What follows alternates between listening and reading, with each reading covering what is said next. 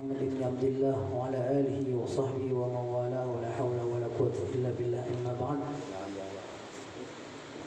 Yang ulun hormati dan ulun muliakan segenap habaib, khususnya Habib Muhammad Shafi bin Abdurrahman Ma'bud, juga bersama Al-Habib Abdullah bin Ali Maulana, juga kepada yang ulun hormati segenap Pak Tuan Guru, Pak Ustadz, Pak Ustadzah, khususnya kepada guru kami, Guru Akhyar, juga kepada tamu kami, Guru Shadiq, juga kepada guru-guru yang lain yang mungkin tidak dapat kami sebutkan satu persatu, tapi tidak mengurangi rasa hormat kami, rasa takdim kami kepada antum-antum sekalian.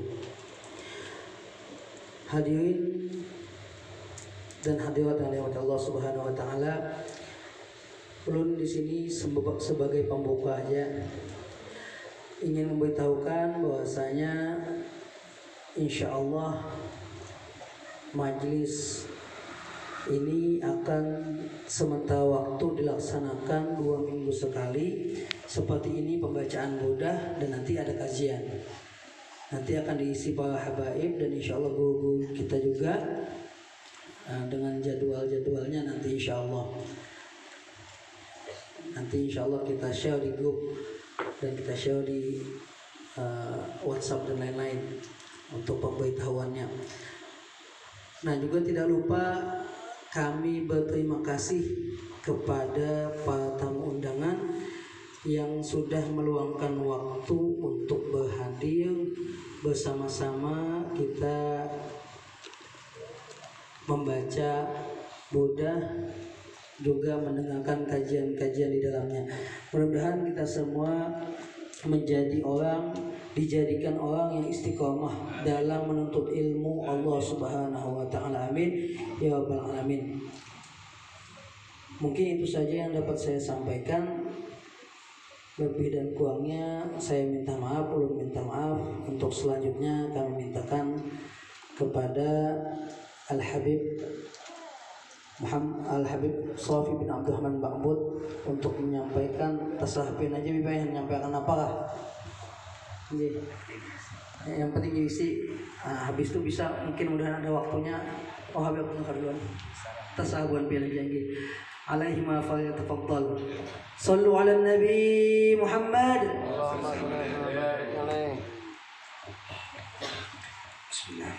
Assalamualaikum warahmatullahi wabarakatuh. Bismillah, masyaallah, la yasrifu su'ailullah. Bismillah, masyaallah, man kana min ni'matin fa minallah. Bismillah, masyaallah, la hawla wa la quwwata illa billah.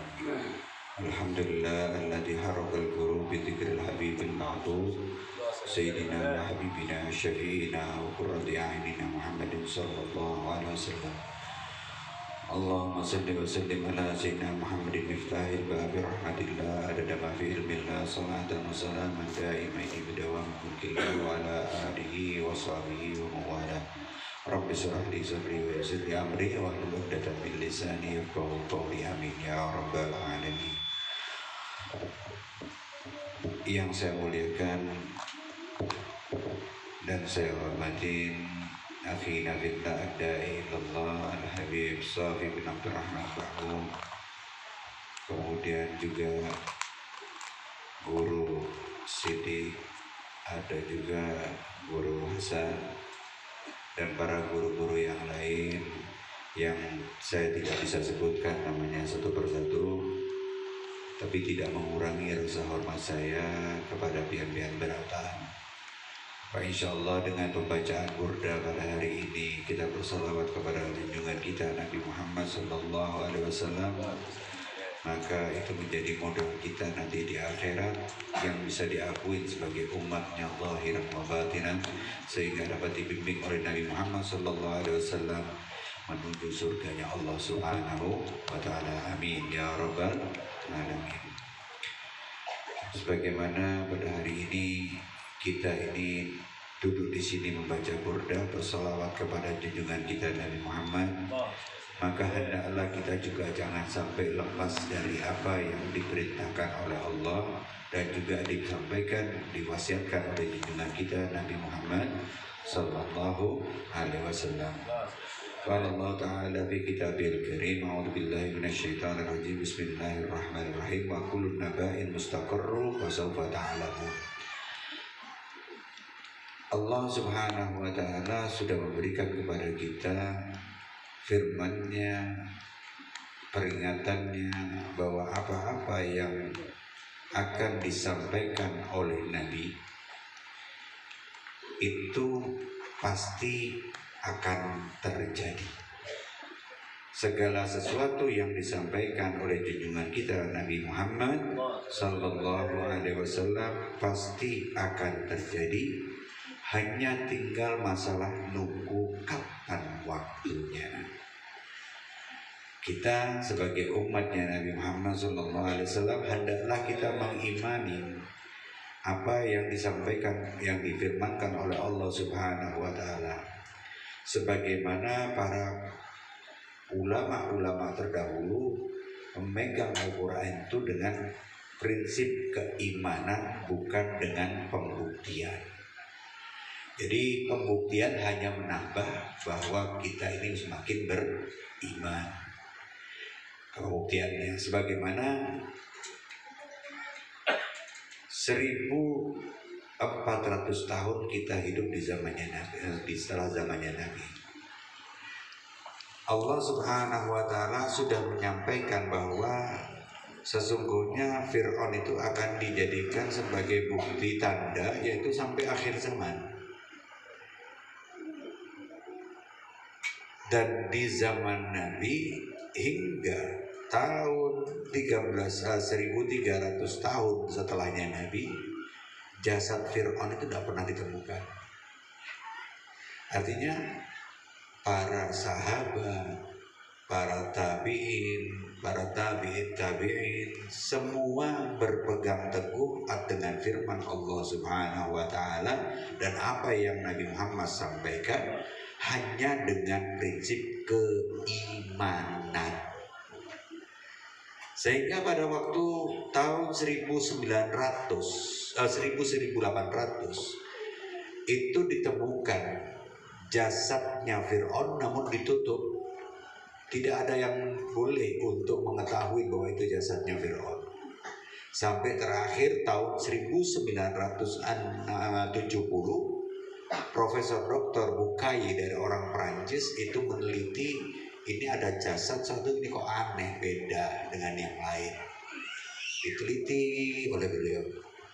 Setelah diteliti, kemudian dia lihat ini meninggalnya beda ini. Ini bukan meninggal karena dia tenggelam.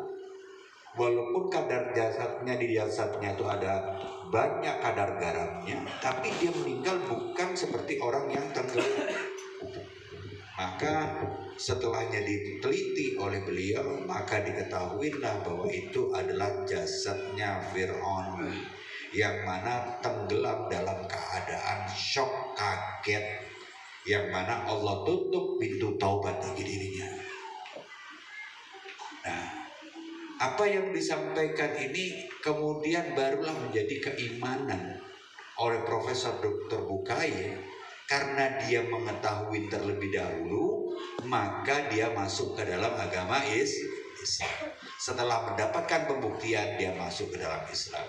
Sedangkan kita dari turun-temurun, dari kita orang tua kita sampai ke guru-guru kita, sampai kepada Nabi Muhammad SAW, kita hanya berpegang dengan iman. Sedangkan pembuktian dari Profesor Dr. Bukai tadi itu menambah keyakinan kita sebagaimana apa yang disabdakan oleh Allah oleh Nabi Muhammad sallallahu alaihi wasallam. Nah, maka daripada itu kita hendaklah di dalam majlis seperti ini dengan membaca salawat didampingi dengan adanya keilmuan, maka itu akan menambah pengetahuan kita, menambah keimanan kita, menambah kecintaan kita kepada agama kita, dan itu yang akan menambah keimanan semakin menambah, dan juga akhirnya mendapatkan kesempurnaan dalam agama. Dalam masalah ini saya ingin menyampaikan satu hal yang disampaikan oleh junjungan kita Nabi Muhammad SAW, bahwa kita ini hidup setelah Nabi 1400 tahun yang lalu. Nabi Muhammad SAW beliau bersabda, khairun nas qarni, summa yalumunahum, summa yalumunahum.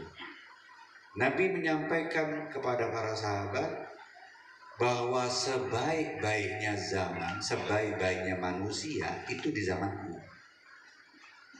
Kemudian summa yalumunahum, summa yalumunahum. Kemudian diikutin oleh generasi berikutnya, dan diikutin lagi oleh generasi berikutnya. Apa yang Nabi ingin tunjukkan kepada kita? Yang ingin ditunjukkan oleh Nabi kepada kita, artinya adanya penurunan kualitas setiap zaman. Kita tidak mungkin mencapai kedudukan terbaik di zamannya Nabi. Begitu juga jadi dari zamannya Nabi menurun ke zaman sahabat. Dan setelah zaman sahabat turun ke zaman tabi'in. Dari zaman tabi'in turun lagi ke tabi'in. Dari tabi'in turun lagi sampai ke para ulama salaf. Dan sampai ulama salaf sampailah ke kita. Artinya kita ini generasi terakhir. Kondisi kita ini semakin lama semakin menurun. Nah, kalau kita sudah melihat seperti itu, kualitas para ulama pada zaman ini pun sebaik-baiknya ulama pada saat ini tidak akan mampu untuk menandingi ulama yang sebelumnya. Tujuan apa yang disampaikan di sini? Bahwa hendaklah kita ini berpegang teguh pada ulama-ulama yang terdahulu. Jangan sampai kita ya dengan adanya mengetahui bahwa semakin penurunan kualitas yang ada, terus kita buta. Kita buta dengan keadaan tersebut, sehingga kita masuk pada jebakan-jebakan di zaman ini yang penuh dengan fitnah. Kadang zaman yang dengan adanya zaman yang modern seperti ini, banyak sekali kita menyenangin hal-hal yang aneh-aneh. Ada ulama yang sekarang yang agak model dikit, maka itu jadi viral, jadi banyak ngikutin, banyak yang senang. Padahal itu bukan patokannya. Patokannya apakah ulama yang ada di zaman sekarang ini ikut dengan ulama sebelumnya? Dan ulama sebelumnya, bisakah mereka mengikuti ulama yang sebelumnya? Sehingga semua ini berurutan sampai junjungan kita Nabi Muhammad Sallallahu Alaihi Wasallam. Itu pegangannya kita, pertalian kita, rantai emas kita antara kita dengan Rasul Sallallahu Alaihi Wasallam. Kalau ada orang-orang yang aneh-aneh mulai muncul, berfatwa berbeda dengan ulama terdahulu, nah ini artinya kita harus tahu siapa orang ini, kok bisa berani untuk menyelisihi ulama yang terdahulu. Apa yang diajarkan kita bukan Banjar, orang-orang Banjar, Kalimantan, pegangan kita juga gak usah repot-repot, ikutin guru Zaini, selesai. Ikutin guru Zaini, selesai. Ikutin Syekh Muhammad Arsyad Al-Banjari, selesai. Apa yang diajarkan guru Zaini tidak akan lepas dari apa yang diajarkan Syekh Muhammad Arsyad Al-Banjari. Dan begitu juga beliau pasti akan ikut dengan para guru-gurunya yang terdahulu. Pertalian keilmuan tadi tidak akan meleset dari zamannya Nabi Muhammad SAW. Maka daripada itu, dengan zaman yang fitnah banyak sekarang ini, hati-hatilah. Jangan senang-senangan dengan hal yang sifatnya gampang viral. Jangan deket-deket yang gampang trending ya. Pokoknya dikit-dikit share. Akhirnya menjadi fitnah di akhir zaman seperti ini. Insya Allah dengan ini sedikit nasihat yang ingin saya ulun sampaikan. Apabila ada salah kata, ulun minta maaf. Hada minni wal afu minkum. Wassalamualaikum warahmatullahi wabarakatuh. Bismillahirrahmanirrahim. Assalamualaikum warahmatullahi wabarakatuh. Alhamdulillah wassalatu wassalamu ala Rasulillah sayyidina wa maulana Muhammad ibn Abdullah wa ala alihi wa sahbihi wa man wala, amma ba'd. Ayyuhal muhtaramun yang sama-sama kita hormati dan kita muliakan para habaib wa syara'if yang mana di mana saja mereka berada, wabil khusus kepada Al-Habib Abdullah bin Ali Maulad Dawilah yang bersama-sama di saat ini berkumpul bersama kita dan telah memberikan nasihat kepada kita. Semoga nasihat tersebut menjadi pengingat untuk kita agar kita selalu bisa berpegang di dalam syariat agama kita, yaitu syariat Islam. Dan semoga kita doakan mudah-mudahan beliau selalu disehatkan, dikabulkan segala hajatnya, dimudahkan segala urusannya. Amin ya rabbal alamin.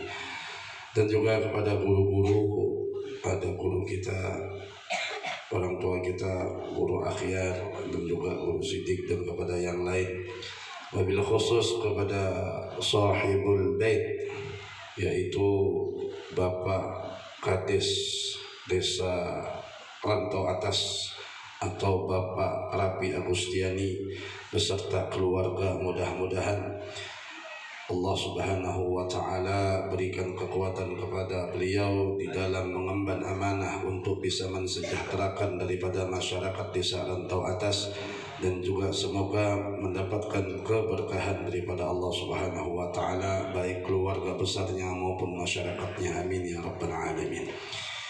Dan tidak lupa segenap hadirin hadirat muslimin wal muslimat yang dirahmati oleh Allah Subhanahu wa Ta'ala. Alhamdulillah, segala puji bagi Allah Jalla Jalaluhu wa Ta'ala ta'zamatuh. Sore hari ini kita dikumpulkan di dalam sebuah majlis, di dalam sebuah tempat yang tadi kita awali dalam pembacaan daripada qasidah burdah karya Al-Imam Busiri, yang mana mudah-mudahan dengan bait-bait pujian melalui qasidah burdah yang kita lantunkan untuk Nabi Muhammad sallallahu alaihi wasallam, semoga bisa menambah kecintaan kita kepada Nabi Muhammad dan kelak bisa mendapatkan syafaat dari Nabi Muhammad sallallahu alaihi wasallam. Amin ya rabbal alamin. Hadirin yang dirahmati oleh Allah, tadi kita telah mendengar bagaimana nasihat yang disampaikan oleh Al-Habib Abdullah. Bagaimana kondisi di zaman sekarang ini yang sudah banyak di antara kaum muslimin kadang-kadang sudah terseok-seok di dalam berjalan meniti di dalam mengikuti aturan-aturan syariatnya. Maka beliau memberikan solusi, nggak usah kemana-mana, nggak usah ribet, ikutin. Yaitu siapa? Guru kita, guru sekumpul, guru Zaini dan Syekh Muhammad Arsyad Al-Banjari atau Datuk Kelampaian. Itu sudah mutlak jelas. Kemana lagi mau? Siapa lagi yang mau diikuti? Orang-orang di zaman sekarang yang kita kadang tahu kualitasnya kadang-kadang. Maka bagaimana? Ya bukan berarti orang sekarang tidak diikuti yang selagi jalannya itu lurus dengan apa yang diajarkan oleh guru Zaini atau guru sekumpul sama Syekh Muhammad Arsyad Al-Banjari. Tapi selagi bertentangan dengan mereka, lebih baik tinggalkan. Seperti itu maksudnya. Karena memang kondisi kita ini, kita sadar, kita ini kadang-kadang disebut orang fakir. Kita ini, kenapa? Kita ini orang fakir, orang nggak punya apa-apa dalam ilmu. Tapi kadang-kadang kebalik manusia di zaman sekarang. Kadang-kadang mereka merasa al-fakir, saya nggak punya apa-apa. Iya, bagus orang seperti itu. Tatkala merasa diri, mengaku diri al-fakir, orang yang nggak punya apa-apa, terutama dalam urusan din, urusan agama, nggak punya banyak bekal, nggak punya banyak ilmu, maka seharusnya dengan kondisi yang sudah menyadari ketidakadaan daripada bekal dan ilmu tersebut, hendaklah diisi ilmu tadi. Bagaimana? Datanglah ke majelis siapa saja, selagi apa yang disampaikan tidak bertentangan dengan yang dibawa oleh Abah Guru Sekumpul dan Syekh Muhammad Arsyad Al-Banjari, siapapun dia. Merasa dirinya al-fakir, tapi pada kenyataannya kebanyakan mengaku al-fakir tapi dalam urusan dunia. Dalam urusan akhirat, itu aja renang sampai arah. Mulai zaman Nabi sampai zaman Syekh Muhammad Arsyad Al-Banjari sampai zaman kita kada berubah. Rukun Islam tetap 5, rukun iman tetap 6. Kalau Bang di zaman Nabi rukun iman 6, zaman kita jadi 8. Jadi harus mencari lagi tambahannya yang 2. Ini yang salah. Jadi dari zaman Nabi sampai zaman kita itu nggak ada perubahan. Nggak ada perubahan di dalam usul, ya, di dalam usul. Nah, akan tetapi kita menyadari kekurangan kita karena ilmu Allah itu luas. Kita kaji dalam satu bab fikih saja, misal kaji dalam bab fikih melalui satu imam Syafi'i. Imam Syafi'i ini aja santri-santrinya banyak, nanti pemahaman-pemahamannya beda. Imam Romli begini, Ibn Hajar begini. Kalau cuma kita satu saja, makanya kadang-kala bisa nyalahin orang. Karena apa? Karena kurangnya pengetahuan kita. Maka bagaimana cara menutupi kekurangan tadi? Ta'lim, belajar. Dan menunjukkan kealfagirannya kita, kekurangannya kita. Nah, jangan terbalik tatkala urusan akhirat ngomongnya al-fakir, tapi urusan akhirat merasa sudah itu tujuan dikaji ya. Tapi tatkala urusan dunia al-fakir beneran. Tatkala urusan dunia, urusan duit al-fakir beneran. Ya. Kadang-kala duit ada aja, paket data ada aja. Pertama kawan pening kepala aku aja. Napa? Kawan. Rokok separuh aja lagi duit dadanya. Paket diisi hak kawan nukar paket ngerokok ada kawan lah. Ini kadang-kala kondisi di zaman sekarang ini. Padahal di dalam hadis baginda Rasulullah SAW, beliau mengatakan wa man yasta'afif yu'iffuhu Allah. Wa man yastaghni yughnihillah. Siapa orang yang menjaga kehormatannya dengan apa? Dengan tidak mengeluh urusan dunia. Dengan tidak mengaku dirinya orang nggak punya apa-apa dalam urusan dunia. Kenapa? Dia mengutarakan hal dunianya yang kurang tadi dengan harapan diberi orang. Maka kalau orang seperti ini, ya, kalau kata Nabi, waman yasta'afif, siapa yang menjaga kehormatannya. Maksudnya bagaimana menjaga itu? Menjaga nggak usah ngomong, laga berduit terus. Kayak apa laga berduit terus? Gaya sugih, tapi jangan buat sombong. Bagaya sugih, kita mesti kesana kamari, mobil turun mau mobil zaman wara. Wa may yastaghni yughnihillah. Dan barang siapa yang merasa cukup, nah ini kalau merasa cukup urusan dunia. Kalau urusan akhirat nggak ada urusan cukup. Kenapa? Kalau kita urusan akhirat merasa cukup, dah aku lagi beramal. Makanya kalau merasa ilmu sudah cukup, dah aku lagi nuntut. Siapa? Tuh aku sudah juga belajar fikih itu jangan khatam dah aku. Hanya sebiji kitab khatam dari satu jamiah pulang. Hanya sebiji kitab dari satu jamiah pulang. Tipisnya kitabnya. Sudah juga aku khatam dah belajar. Ayo kitab-kitab yang lain masih banyak. Nah, tapi kalau urusan dunia disuruh oleh Nabi SAW merasa cukup. Hati ini merasa cukup supaya apa? Supaya kada hubud dunia, supaya kada berkeluh lawan orang, supaya kada rakus, kada thomah. Karena kalau merasa urusan dunia kurang itu biar berduit tetap sasahib berhimat, kada berurusan sembahyang tak kada. Yang penting duit ada. Itu kalau sudah orang di hatinya merasa kurang dalam urusan dunia. Nah, seharusnya merasa kurang itu dalam urusan akhirat. Sehingga apa? Di mana saja di situ ada letaknya ilmu yang diwariskan oleh Nabi Muhammad, dia akan datang. Mak mandang siapa? Selagi ilmunya tadi tidak bertentangan dengan apa yang dia yang diajarkan oleh Nabi, para sahabat dan para alim ulama, maka datang. Walaupun kita kadang-kadang sudah mendengar hal itu, tapi paling tidak mengingatkan kembali. Ulun ingat Allah yarham siapa nih Guru Syukur. Sidin itu biar sudah tua sempat menjabat sebagai pimpinan Darussalam. Kalau ada pengajian masih hadir. Padahal menurut kita lah masa, aku sudah alam baca seorang ilmu saya, bahasanya kita. Kenapa? karena di hatinya merasa kurang. Nah kalau kita ini kadang-kadang merasa cukup, sehingga apa? Ya itu dia kada hakun lagi.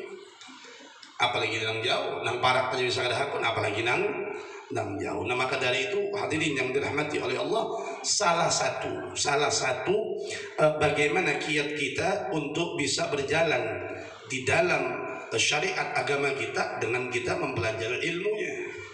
Karena kalau orang tidak mempelajari ilmunya di dalam berjalan di dalam syariat, maka akhirnya bingung.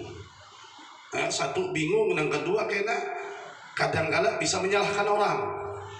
Tapi di saat kita mempelajarinya, kita sudah memahaminya, maka justru akan mempermudah kita di dalam mengikuti tatanan syariat yang dibawa oleh Nabi Sallallahu Alaihi Wasallam. Walaupun di saat ini, di akhir zaman ini tadi disampaikan oleh beliau, fitnah sana sini terjadi dalam urusan agama kita. Makanya memang sudah dinas oleh Nabi Muhammad Sallallahu Alaihi Wasallam, sayati zamanun as-sabiru, di dalam sebuah hadis itu, kelak akan datang suatu masa yang mana seseorang harus sabar di dalam memegang teguh di dalam agamanya, kal qabidi alal jamri, sebagaimana laksana orang yang memegang bara api. Jadi kita mau menjalankan syariat agama kita di zaman sekarang itu laksana memegang bara api, dipegang panas, dilepas, bekafiran, mengamalkan ajaran agama kita kadang-kala dicemooh dan lain sebagainya. Apalagi di zaman sekarang, biar lihat beberapa waktu kemarin viral agama Islam, kiai-kiai dihujat melalui pesantren yang dikatakan melakukan perbudakan. Kami yang pernah memondok, hal itu bagi kami sebagai seorang murid wajib, karena syarat untuk bisa mendapatkan ilmu yang barakah itu dengan kita apa? Dengan kita taat kepada guru kita, dengan kita khidmat kepada guru kita, karena dikatakan khidmatul rijal sababul wisal ila maulal mawali. Khidmatnya seseorang kepada seseorang yang dekat kepada Allah Subhanahu wa taala, maka mendekatkan orang yang khidmat itu menuju kepada Allah Subhanahu wa taala. Lah kita, hal itu bagi santri, bagi kami yang pernah mondok itu biasa. Tapi beritanya bukan main. Nah, kalau kondisi seperti itu karena kita tidak memahami, habis. Bahkan mungkin sampai ada orang tua mengamang-amang bersumpah, saya tidak akan pernah masukkan anak saya ke pondok pesantren kalau anak saya dijadikan budak. Dan wajar seorang santri itu harus jadi budak.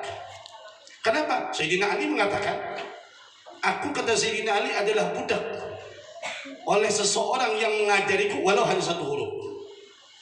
Kemudian Sayyidina Abdullah bin Abbas, aku hina, kata beliau, di saat aku menuntut ilmu. Namanya menuntut ilmu itu dalam keadaan hina. Seperti itulah santri. Tapi bagi orang yang tidak tahu dalam kondisi dunia pesantren dan lain sebagainya, habis. Bahkan mungkin bakal bersumpah gak akan memasukkan anaknya ke pondok pesantren. Ini satu fitnah di zaman kita sekarang. Kita mau menjalankan agama kita diserang dari berbagai sisi. Nah, oleh sebab itu hadirin yang dirahmati oleh Allah, perkuat diri kita, iman kita, keteguhan kita dengan apa? Dengan kita mempelajari ilmu agama, sehingga di dalam setiap amal yang kita perbuat berlandaskan ilmu pengetahuan agama sesuai dengan tuntunan Nabi Muhammad Sallallahu Alaihi Wasallam. Mudah-mudahan yang sedikit ini dapat bermanfaat dan semoga menjadi pencerahan kepada kita, dan semoga Allah berikan kekuatan kepada kita untuk selalu bisa hadir di majelis-majelis ilmu yang menjadi warisan Nabi Muhammad Sallallahu Alaihi Wasallam, dan kelak mudah-mudahan diberikan ilmu yang manfaat dunia hingga akhirat. Amin ya rabbal alamin. Kurang lebihnya mohon maaf. Walafu minkum. Assalamualaikum warahmatullahi wabarakatuh. Bismillahirrahmanirrahim.